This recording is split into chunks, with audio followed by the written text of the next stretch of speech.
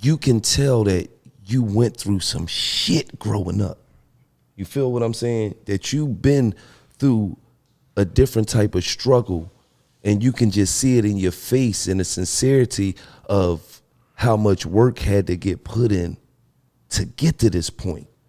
You feel what I'm saying? Yeah.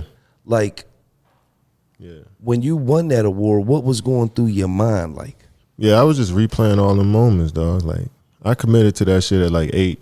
To be honest, like I told everybody that, my parents and everybody that was taking care of me, that I wanted to play basketball every day.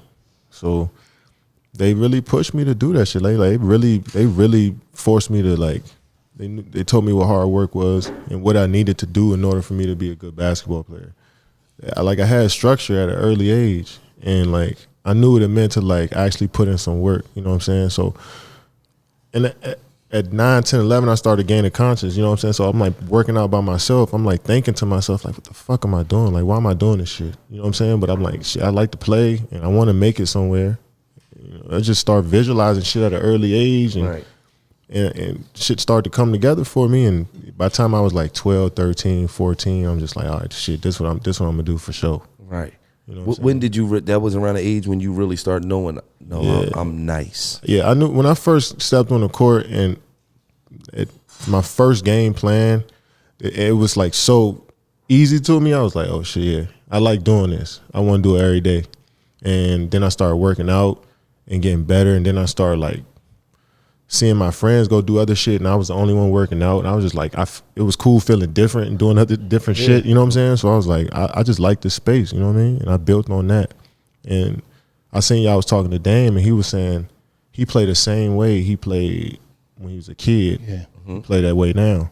That's exactly how I was playing. The way I play now is exactly how I played when I was 8, 9 years old. I just expanded and got sharper at some of the shit. But I just like doing this shit, and it just built that love built over time. DC, growing up in DC, right?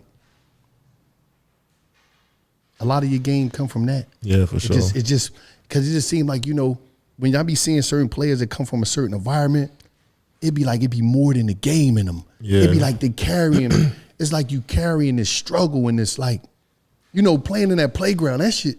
Yeah. Like they going like going there every day. It's like you know how it is when you're young, you the shorty, and for somebody to pick, you know, I got shorty. Yeah. That's like, yeah, and it's something that builds you up, and you never forget about growing up and you playing with the old heads, and you just in there, you watching the old heads play, you waiting to get on that court one day, hoping they pick you, and then they finally pick you, and now you here all the time, and it's just like, it's something that, like, it seemed like when I'm watching the game, I could see people that was in that playground, and seemed like their style and just the feel of it, and it'd be like they carrying something. Yeah, there's certain regions of the country that bring that out, and it's like, in my neighborhood, if you couldn't hoop or like play football or any sport, like you couldn't fit in with nobody. So it's just like you had to learn how to hoop. We was all met up at the court.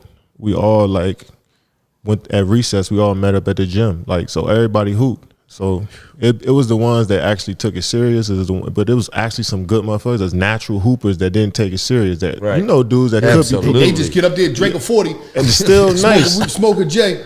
You know what I'm saying? Just go in and just snap out. But that's the culture from where I come from. Absolutely. So, and that breed nothing but like competitive nature everywhere you go. So I'm going across the street to another neighborhood that hoop. All them niggas nice. They vicious. You go over to 20 minutes down the road, like, damn, that's a nigga over here tall as me that can shoot just like me, and they got another point guard better than my point guard. Though I ain't gonna say it, but he better than It's like you see that all around your town, your city. It's just like I grew up in PG County, where like right outside of DC, the game of basketball. When James Naismith created the shit, the man who was right next to him, he brought it back to our town first. You know what I'm saying? So basketball was just in our DNA. You know, so everybody can hoop. You know what I mean? So when you got you in that competitive nature every single day, on top of my mom's was like, nigga, you working out, oh, you gotta do extra today. Oh, so you have a bad game, mom on your top. What? Wait, hold on. He just said that. What? Like I called him. Bro, you visualize like, you bitch ass nigga. Some that nigga said, what? It's like when people ask me, like your mom must have whipped your ass. You ain't get 30. Oh, you had 25. What? Come on. She held me to a standard, yo. Huh? Exactly how she was. I tell you about having 25. Exactly. My nigga. Exactly how she was. Wait. Give me the motherfucking stat sheet. I had the motherfucker work today. I couldn't make it to the game. This nigga had 25 and 4 rebounds.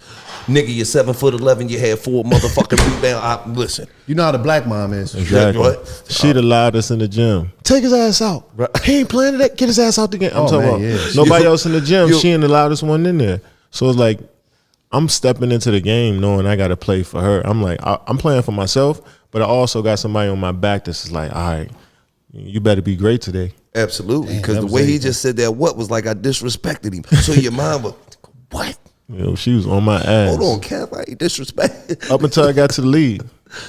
After then that, she she let was you just do like, your- You cool now? Yeah, once some checks came no- in, she said, nigga, you good. ain't no more having talks after the game. Like, what happened? Like, nah. She just like, She like, Got it. you got it now. she like, you had 23 tonight, but your check still you coming be all to right. the bank. Next You game, be all right, you got you be him. all right, Baby, nigga. it's 82. You got him next game.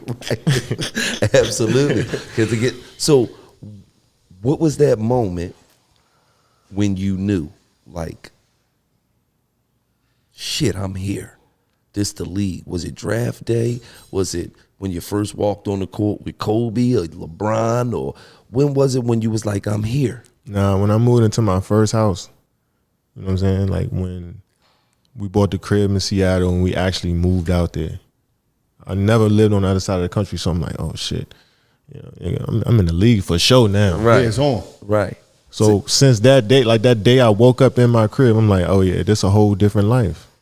I'm locked in. I got to hoop every day. That's my job. So it wasn't like I wasn't surprised when I seen Melo and all. I knew what I was going up against. I knew what I was doing. Right. It was just like my lifestyle just changed. Like, how I'm gonna deal with this shit? I went from like, I wouldn't say we was super duper struggling, but it was just like, I'd rather be somewhere else. You know what I'm saying? And then we get to that level, some shit that we've been thinking of, and it's just like, yeah. That's when I knew shit clicked for me. Like, all right. See, and that was a setup question for him. That's how you know when motherfuckers come from the struggle. Yeah. Because motherfuckers from the suburbs would have been like, when I first walked on the court and I seen Kobe, I was like, oh my God, it's Kobe. Shit's real. How you said when For I got me, that roof. I would have knew the NBA was real when that first motherfucking check hit that bank Yeah, I'm account. telling you. And I seen it. I'm like, Exactly. Oh, it's real. Thank you, God. This shit is going down, mama. Pack it. Matter of fact, don't pack shit. Leave everything Yeah, exactly. right here. Like, for real. Like, when you come from that struggle, you know it's real when that check hit that goddamn bank account. And you like, I felt you. I moved into that new house. Fuck basketball. I played that shit every day. I already knew them niggas was getting 27 a night exactly. as a rookie. I ain't had to worry about that. What I'm saying is, when we moved into that big ass house that was 4,000, 7,000, Exactly. 8,000 square feet, and I just came from a joint that was 1,600. Yeah. That's why I knew shit was Difference. real. Absolutely, there's a difference in that shit, man.